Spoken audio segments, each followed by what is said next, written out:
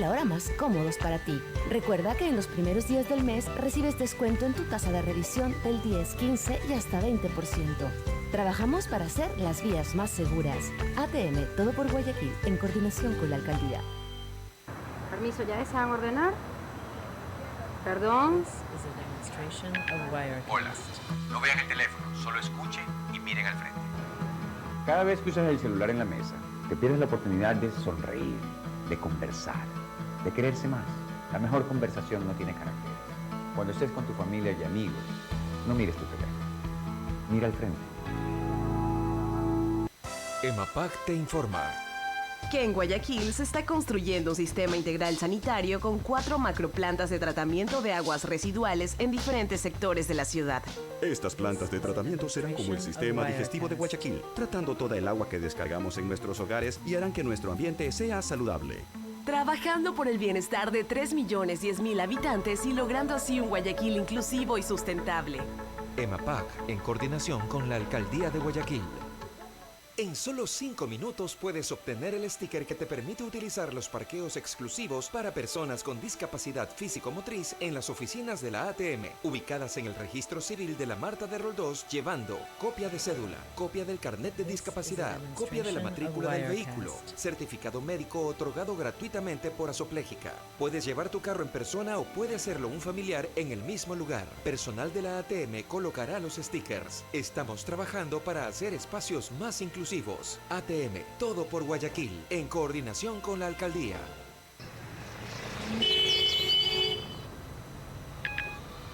Hola, no mires tu teléfono, solo escúchame y mira al frente. Ahora que estás asustado, te cuento que... Revisar tu teléfono mientras caminas aumenta en un 90% las probabilidades de sufrir un accidente. No vale la pena asustarse. Cuando camines por la calle, mira al frente.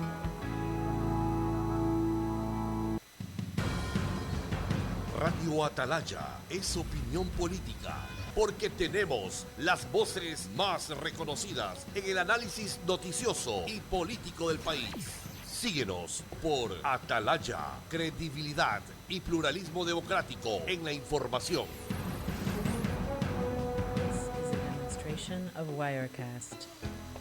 Fin del espacio publicitario.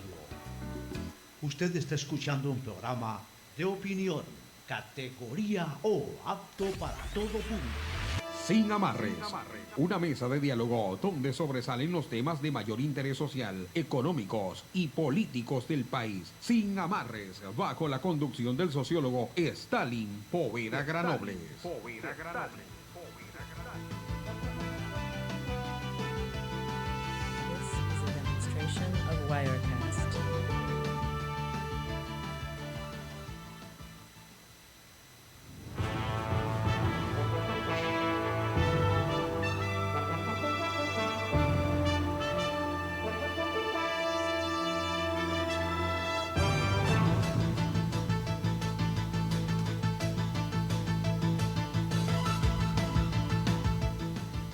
Gracias por estar en compañía de su programa Sin Amarres. Recuerde que también nos puede seguir a través de nuestras redes sociales, en Facebook y en Instagram como Radio Atalaya y en YouTube como Sin Amarres. Bien, son buenos los deseos del presidente Lenín Moreno en la cumbre a la cual está asistiendo de la ONU y pide que se busquen una solución definitiva para Venezuela. Esto ha dicho ayer el presidente ecuatoriano Lenín Moreno durante una intervención en la Asamblea General número 74 de la entidad. Y yo quiero preguntarle, y digo que son buenos los deseos y las intenciones, pero debería preguntarle, y pide aislar a Maduro, y yo quiero preguntarle, ¿y cómo aísla y pregunta y pide que se aíslen los intereses de las potencias que están dentro de la ONU? No, respecto a Estados Unidos, respecto a Rusia y respecto al Medio Oriente, y respecto a la China. Que en la macroestructura geopolítica del mundo no están confrontados para la protección de Maduro y de Venezuela. ¿Cómo aislamos esos intereses, mi querido amigo? ¿Ah? Parece que son superiores al valor democrático y al sometimiento de un dictador como Maduro, que ha llevado a ese pueblo a la más profunda y desgarradora miseria y pobreza, y que ha expulsado a su gente de su territorio. y que están hoy dispersos como una diáspora en distintos lugares de América Latina y del mundo. Y usted se pregunte aquí, hace muchos años venimos conversando y discutiendo el tema de Venezuela. Había unos emotivos análisis que decían, no, mañana se cae. No, señor, nosotros dijimos que toda la vida esto es un proceso que no va a terminar porque no depende de la situación interna solamente, sino de la geopolítica, del juego de intereses económicos en el mundo que están vinculados a este país. Y hoy está demostrado el triángulo de protección que tiene Venezuela, ¿no? Cuba tiene la ex Unión Soviética, Rusia, China y parte del Medio Oriente. Y otros más. Y otros países que... no se olvide que México también, Uruguay también. Y otros países que, claro, Uruguay está directamente. Aceptan la vigencia y el comportamiento de este gobernante. ¿Pero qué fórmulas que están aplicando ahí? Porque el presidente Moreno ayer dijo que él anhela, aspira a que la solución al problema de Venezuela salga de la misma Venezuela. Pero ¿de cuál Venezuela? Pues de Maduro no va a salir, de la oposición que está fraccionada y dispersa, sin liderazgo. Por allá Guaidó, por el otro lado el que estuvo preso y López y otros más. Y no se coacciona, pues, o sea, no se estructura la oposición. Mira, entonces la parte militar no la quiere nadie. Lo que pasa es que a nivel de la supraestructura de todas estas organizaciones como es la ONU, siempre se busca un diálogo y se busca activar la acción del multilateralismo, o sea, multilateral, que cae en el terreno casi de la diplomacia. Y una situación como Venezuela, lo hemos dicho aquí, no se arregla con el tema multilateral y con el tema diplomático. Como tú dices, ¿por qué no se ha hecho como se ha hecho o se hace como se ha hecho en otros momentos históricos en donde se forman coaliciones de países que a través de una justificación de un corredor humanitario o a través de una intervención directa se resuelve ese problema?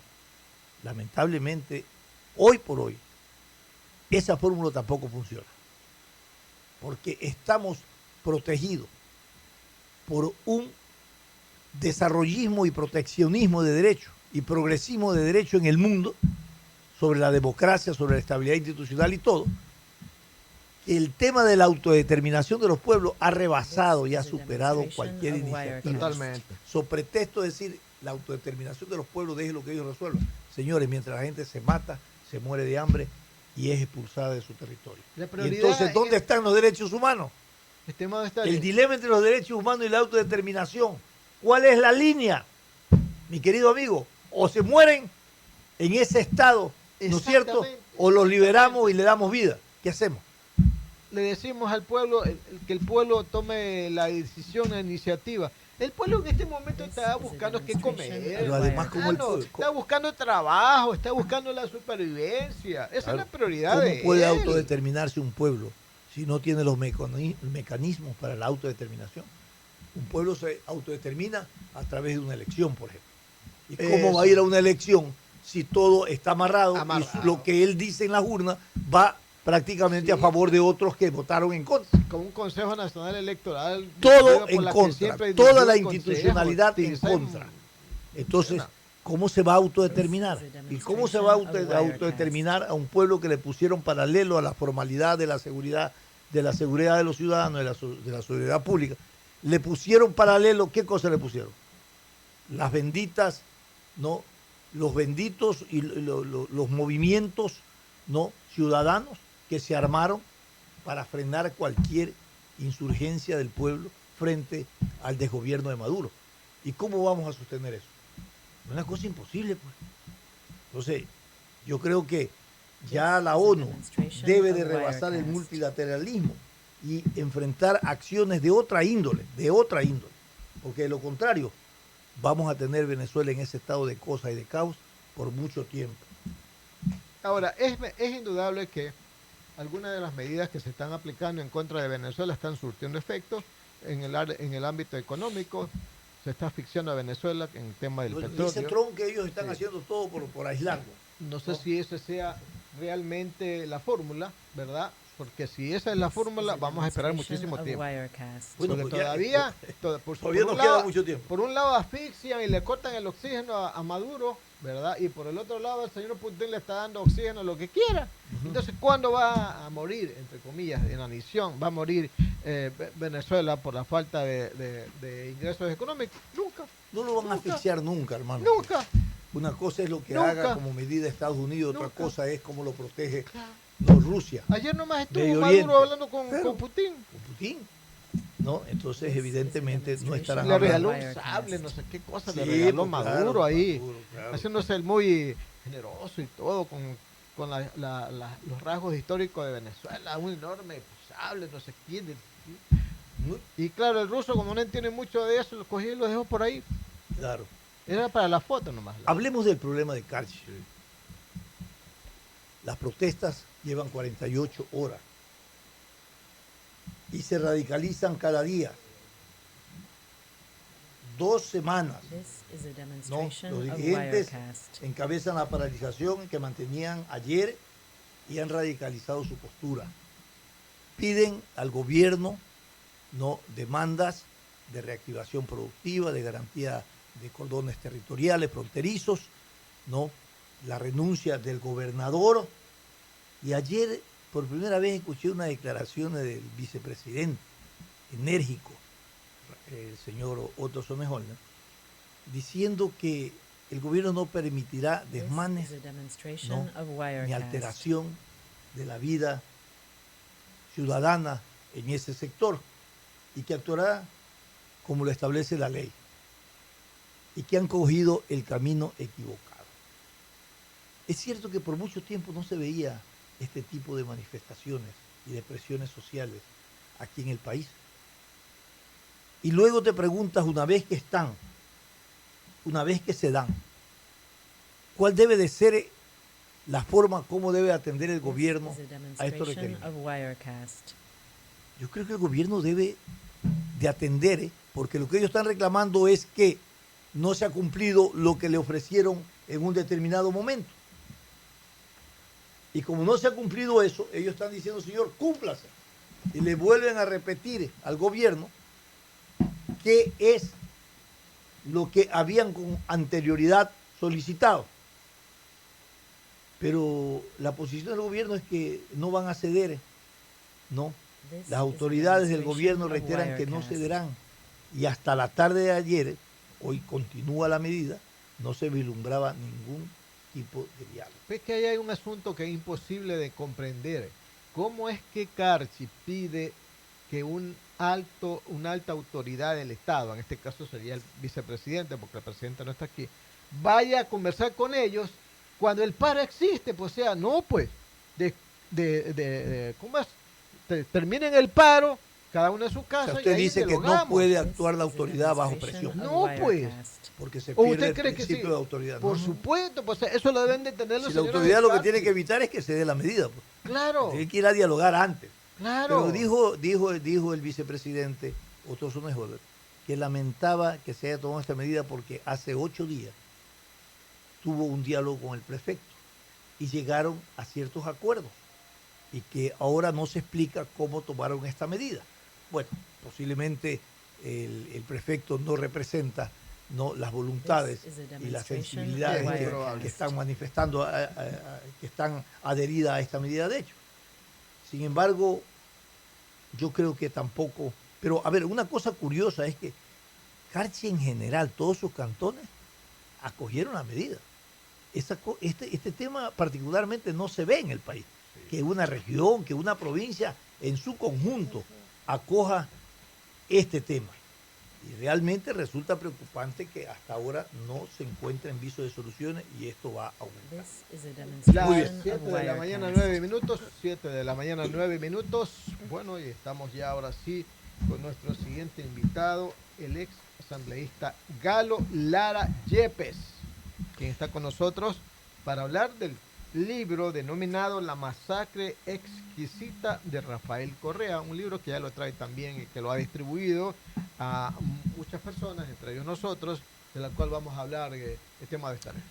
Galo Lara, le damos la bienvenida. He leído el libro con mucho interés. Es una narración que te involucra, que realmente cuando vas leyendo vas diciendo, ¿se puede hacer y un gobierno puede hacer esto contra un opositor? Yo me interrogaba cuando iba leyendo el libro en todas las fases. Y realmente, si es que lo que expresa el libro en estos testimonios y en estas causalidades de hecho y de derecho, en toda esta trama, es la realidad, usted, Galo Lara, ha sido objeto de una miserable persecución que realmente es condenable y que fue condenado también por lo que ocurrió. Al escribir este libro que registra y genera los testimonios y que nos permite a nosotros, sí, Emilio Palacio es quien lo escribe, él ha dicho que ha sido una investigación de 6 años, ¿no? Más o menos, y que encontró todos los elementos de hecho y de derecho para poner de manifiesto y conocimiento de la ciudadanía, de la sociedad, ¿no? Cómo un gobierno puede instrumentar mecanismos de represión y de persecución para cobrar deudas de confrontación política. Buenos días y bienvenido. Gracias, muchísimas gracias por la invitación. Para mí siempre es un honor estar en este panel y en esta prestigiosa radio. Nunca antes en la historia del Ecuador un presidente de la República había ordenado forjar pruebas, hacer montajes, meterle la mano a la justicia, canjear con un barco a un asambleísta. El barco Doria, no me olvido de eso. Doria. Traerme con grilletes en los pies, cadenas en el cuerpo y esposas en las manos. Luego de eso, cuando me pasó por las 6 cárceles que me llevó, al llegar a la cárcel de La Tacunga, me quitó mi Biblia, me quitó mi medidor de azúcar y de presión, me quitó mis zapatos. En Panamá, ordenó que mi cama sean 12 baldosas, que mi colchón sea un cartón y que mi toalla sea mi sábana. Ordenó que me alimenten con mendrugo. No tengo vergüenza ni rencor al contárselos. ¿Y eso no es una injerencia de un estado a otro estado? Definitivamente, eso fue lo que el día de ayer pudimos ver como el periodista Hernán Pérez Luz ha hecho un anuncio a Emilio Palacio indicándole las razones por las cuales uno debe leer el libro La masacre exquisita de Rafael Correa, porque hubo delincuencia internacional. ¿Por qué hubo delincuencia internacional? ¿Usted cree que es correcto que utilice $7.100.000 del dinero de la seguridad del Estado solamente para perseguir y desprestigiar y extraditar a Galo Lara? Hasta ahí iban $7.100.000 hasta hace 15 días que descubrimos eso. Esta semana hemos encontrado ahora que los equipos para perseguir a Goliat, Galo Lara, a Hermes, Andrés Páez, a Lourdes Tibán, a Fernando Villavicencio y a Clever Jiménez pasan los $13 millones. O sea, tanto puede ser el odio de un mandatario que no escatime el dinero y el recurso de los ecuatorianos y sirva para venganzas y para odio. Pero volviendo a lo que usted preguntaba, todo un Estado a la orden para perseguir a Galo Lara. Y el gobierno de Correa, el fiscal Chiriboga y la fiscal Inés Barco siempre supieron quiénes habían cometido esos delitos en Quinsaloma. Aquí está la prueba. Emilio Palacios lo ha puesto en el libro, página 12. Pone, al inicio, la madre de Carlos Llanos dijo que su hijo lo culpaban del asesinato de Darwin Romero. Darwin Romero es la primera matanza de Quinsaloma. Y no mencionó a Galo Lara, ni a Carolina Llanos, ni a su hermano. Aquí está la denuncia de la señora que viajó a Panamá, pues, a acusar a Galo Lara, en donde ella, ante la fiscal, dice, aquí está el documento recibido por la fiscal Inés Barco, que el señor Romero era quien había sido recibido ya amenazas por venganza en la muerte de su primo Darwin Romero. Y aquí está otra cosa que es realmente inédito. Juan Rodríguez Lavallén confiesa que el autor intelectual de la masacre de Quinsaloma fue Clever Romero y dice que le pagó quien es hermano del difunto Darwin Abel Romero, o sea, Clever Romero, le pagó $350 como adelanto para que ayude a Carlos Humberto Guaray. Entonces, si el Estado ecuatoriano, si el fiscal sabía, la fiscalía sabía, si Chiriboga sabía que usted no era culpable, que no era culpable, ¿por qué ellos tenían estos documentos recibidos en la fiscalía, persiguieron a Galo Lara? ¿En qué momento José Serrano, cuando va, creo, la mamá de la señora a hablar con José Serrano, encuentra el móvil para involucrarlo? Porque al frente de donde vivía esta familia, viven los padres de la madre de mis hijos. Y entonces, al él saber que yo tengo una relación sentimental con ella, y es la madre de mis hijos, involucra, dice, aquí está la manera en cómo hay que involucrar a Lara. Y luego viene aquí a la gobernación del Guayas y dio una rueda de prensa indicando un video con el cual acusaba a Galo Lara, uno de los involucrados. Hoy, qué manera de sorprendernos, aquí mismo en el libro está la declaratoria de los documentos desclasificados secretos de la CNI, en donde indican que el coronel Marco Zapata y el mayor Nieto fueron quienes subieron ese video al YouTube. O sea, miembros de la policía subieron estos videos para involucrar a Galo Lara. Ahora, yo le quiero preguntar, ¿por qué se ensañaron con Galo Lara en esta persecución? En todo este aparato estatal puesto al servicio de esta persecución y esta represión. ¿Qué significaba Galo Lara como contradictor para el gobierno, para el expresidente Rafael Correa? ¿Por qué se enojó tanto? ¿Por qué usted era incómodo? Era un opositor incómodo para él. Esa pregunta se la voy a responder de dos maneras. La primera es que no sé qué parte de mi humilde humanidad es la que le gustó tanto. O sea, usted me hace acordar de Mameluco, entonces. No sé qué parte de mi humilde humanidad es la que le gustaba tanto, porque semanalmente yo iba al despacho de la presidencia y le dejaba las denuncias de los actos de corrupción. ¿Cuando era usted asambleísta? Cuando era asambleísta. Y la segunda respuesta que le doy a esa pregunta es que yo creo que lo más incómodo fue lo que está en la última página del libro, página 78, que son 2.292 millones de dólares que le entregué en denuncias en su despacho. Denuncias que hoy en día han sido comprobadas y sentenciadas algunas. Entonces, le quiero contar una anécdota.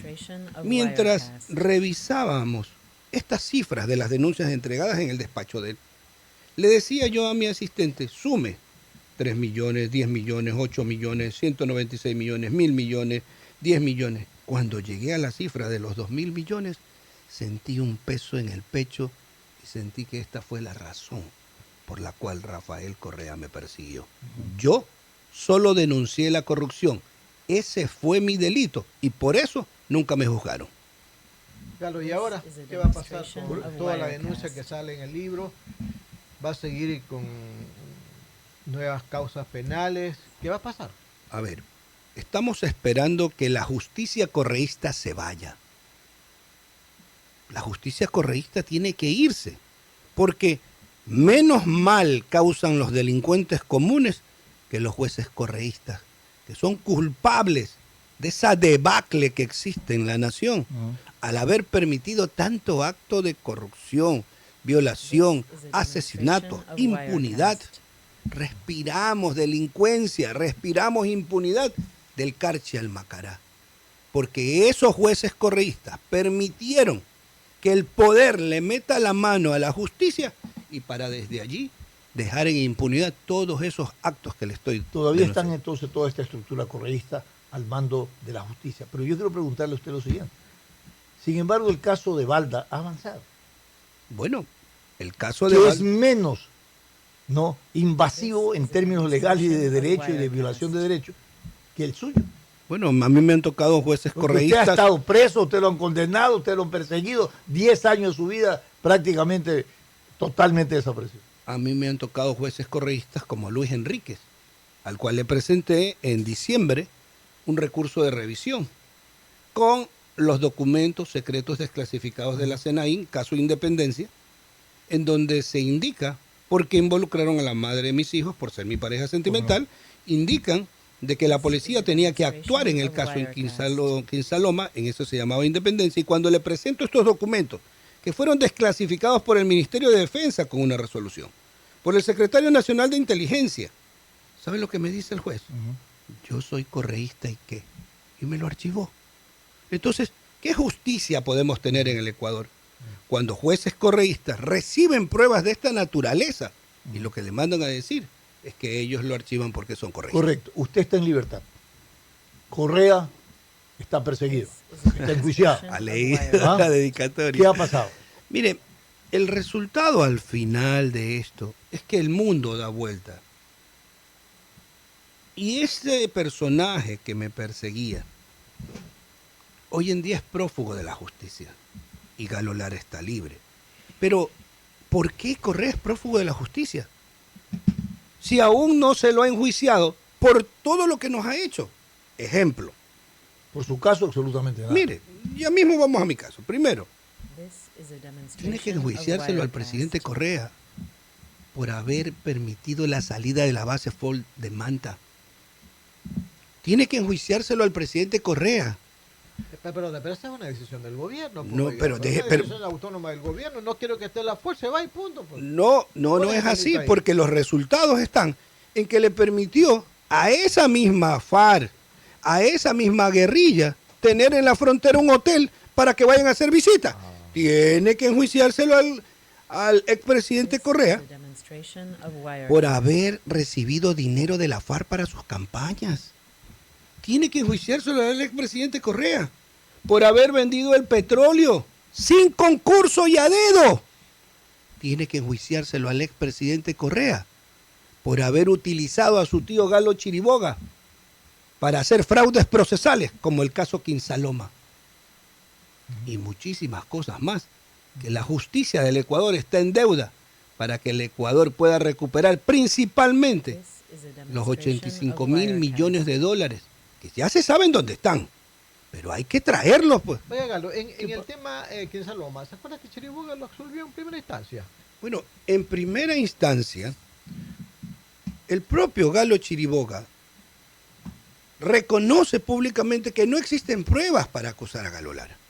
Y él mismo, cuando los jueces declaran la inocencia de Galo Lara, él mismo dice que reconocía que no tenía pruebas para acusar a Lara. Pero 6 meses después, varios meses después, esta pandilla de malvados y perversos, de criminales, de resentidos sociales, buscan a la señora de Quinsaloma y presentan una apelación a lo que ya Chiriboga no había apelado mi inocencia. Y allí en una audiencia de apelación presentan nuevas pruebas. Dijo la fiscal Mariana Yepes en una entrevista que estuve con Diego Kendo, que cuando uno va a apelación no puede presentar pruebas nuevas. ¿Por qué? Porque ya el dictamen primero es el que se revisa. Por lo tanto, es ilegal la sentencia a Galo Lara. Todas estas ilegalidades, deberá haber un momento en que la justicia pueda como justicia mismo reivindicarse y sancionar a aquellos que le metieron la mano a la justicia. Galo Lara, para terminar, usted ha dicho que va a esperar que desaparezca toda la estructura correísta enquistada en la justicia. Eso es como pretender un poco pensar de que no existe correísmo y que no va a haber, nunca más va a desaparecer. Bueno, se están evaluando ahorita los jueces en este momento. Pero ¿cuál es un poco la perspectiva que usted tiene para reivindicar esos derechos que fueron violentados en lo jurídico, en lo constitucional, en todo? ¿Qué está pensando? ¿Cómo configura, qué configuración de delito se le puede incoar al expresidente Rafael Correa respecto a lo que ha ocurrido en el caso suyo? Mire, hay varios delitos. El primero, fraude procesal. El segundo... Él no es juez. Bueno, ¿por qué? Porque fraude procesal. Pero él le ordenó a Chiriboga. Sí, pero... Ok, el segundo es el peculado, por haber ordenado que los dineros de la seguridad del Estado se persiga a Lara.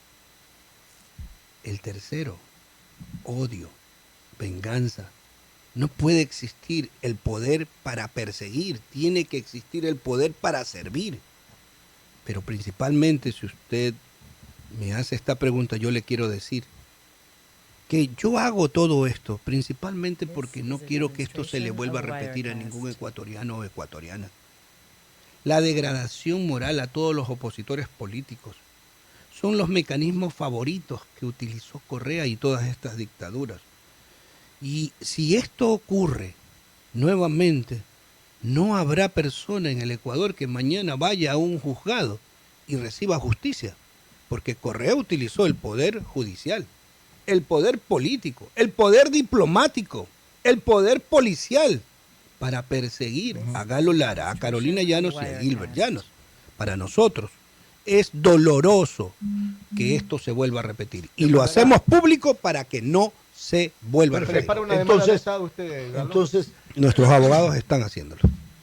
Esta historia que está contada a través de este libro escrito por Emilio Palacio ya no es una historia secreta de la persecución a Galo Lara. Está al descubierto y está registrada. Y se le reconoce una exquisitez a Rafael Correa en esta masacre. Y por cierto, tiene que ser juzgado, porque aquí hay antecedentes de hecho y de derecho donde usted, como acaba de decir, puede incoársele un sinnúmero de juicios en su contra. ¿En qué momento? Ya me dijo, cuando desaparezcan toda la estructura de la mafia correísta enquistada en la justicia. El tema que uno se pregunta es ¿cuándo desaparece? Y eso es un interrogante que tiene que ver con lo que usted va a demandar y va a reivindicar. Muchísimas gracias por haber estado con nosotros. A ustedes. Gracias a ustedes por vuestra sintonía. Lo dejamos en nuestra programación habitual con Fernando Aguayo. Sin amarres. Una mesa de diálogo donde sobresalen los temas de mayor interés social, económicos y políticos del país. Sin amarres, bajo la conducción del sociólogo Stalin Poveda Granobles. Este es un programa de opinión, categoría O, apto para todo público. El siguiente es un espacio publicitario apto para todo público. Te contamos que EMAPAC y la Alcaldía de Guayaquil trabajan planificadamente en la ejecución de obras para la prevención de inundaciones en los sectores más vulnerables de la ciudad. Estamos construyendo las estructuras de drenaje pluvial que darán continuidad al sistema de alivio de aguas lluvias en la avenida Juan Tancamarengo, beneficiando a 132,000 habitantes de Mapasingue, Marta de Roldós, Lotización Señora de Pareja y sectores aledaños. Además, dentro del programa de prevención de inundaciones, se está licitando la construcción del nuevo sistema de drenaje pluvial en la intersección de la avenida Casuarina con la vía perimetral. EMAPAC trabaja por un Guayaquil saludable, inclusivo y sustentable, en coordinación con la Alcaldía y supervisando a Interagua. En agosto, con tu carro revisado, todos estamos más seguros. Este mes la revisión técnica es para los vehículos con placas terminadas en dígito 7. Saca tu turno ingresando a www.atm.gov.es para elegir el día y la hora más cómodos para ti. Recuerda que en los primeros días del mes recibes descuento en tu tasa de revisión del 10, 15 y hasta 20%. Trabajamos para hacer las vías más seguras. ATM, todo por Guayaquil, en coordinación con la Alcaldía. Permiso, ¿ya desean ordenar? Perdón. Hola, no vean el teléfono, solo escuchen y miren al frente. Cada vez que usas el celular en la mesa, te pierdes la oportunidad de sonreír, de conversar, de quererse más. La mejor conversación no tiene carácter. Cuando estés con tu familia y amigos, no mires tu teléfono. Mira al frente. EMAPAC te informa que en Guayaquil se está construyendo un sistema integral sanitario con 4 macroplantas de tratamiento de aguas residuales en diferentes sectores de la ciudad. Estas plantas de tratamiento serán como el sistema digestivo de Guayaquil, tratando toda el agua que descargamos en nuestros hogares y harán que nuestro ambiente sea saludable. Trabajando por el bienestar de 3.010.000 habitantes y logrando así un Guayaquil inclusivo y sustentable. EMAPAC en coordinación con la Alcaldía de Guayaquil.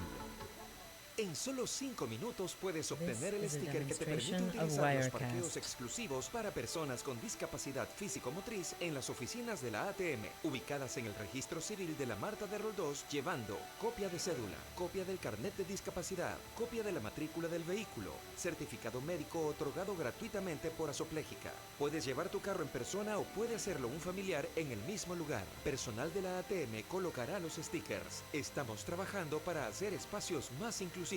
ATM, todo por Guayaquil, en coordinación con la alcaldía. This is a demonstration of Wirecast. Espacio publicitario.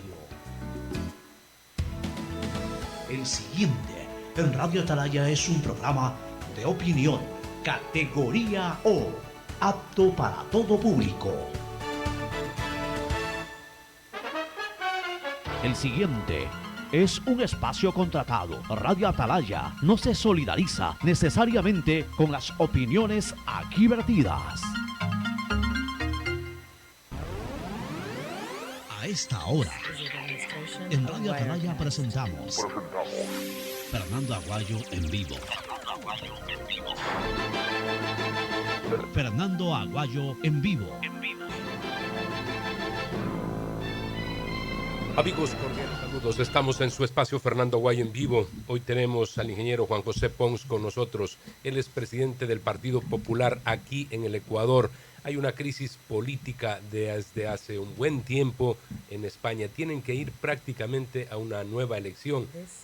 Han habido 4, o va a ser la cuarta, la del 10 de noviembre.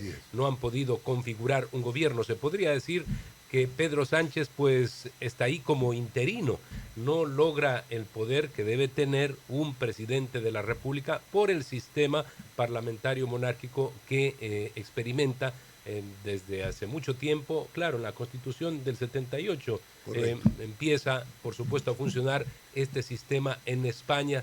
Luego, recordemos de esa prolongada dictadura franquista, llega un personaje, Adolfo Suárez, que logra prácticamente consolidar una concepción de los españoles para traspasar a un sistema democrático, y en esa transición, una transición muy bien hecha, ejemplar si se quiere, por supuesto con estadistas como Adolfo Suárez, logra